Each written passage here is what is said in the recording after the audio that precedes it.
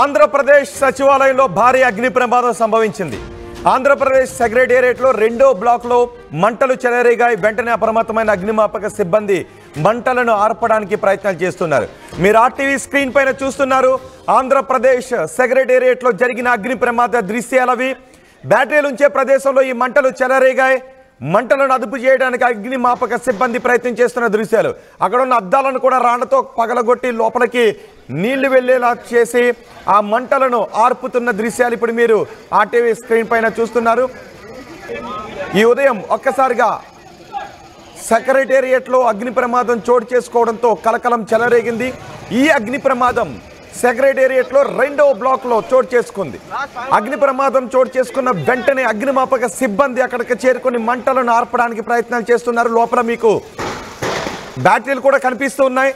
ఆ బ్యాటరీలో ఉంచిన ప్రదేశంలోనే ఈ మంటలు వ్యాపించాయి.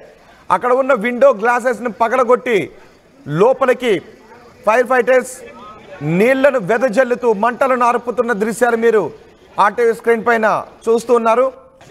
బ్యాటరీలు ఉంచే ప్రదేశంలో ఈ అగ్ని ప్రమాదం చోటు చేసుకున్నట్టుగా తెలుస్తోంది. ప్రమాదానికి గల కారణాలపై ఆరా తీస్తున్నారు. షార్ట్ సర్క్యూట్ ఈ ప్రమాదానికి కారణమా లేదా మరేదైనా కోణం ఉందా అనే విషయంపై ఆరా తీస్తున్నారు.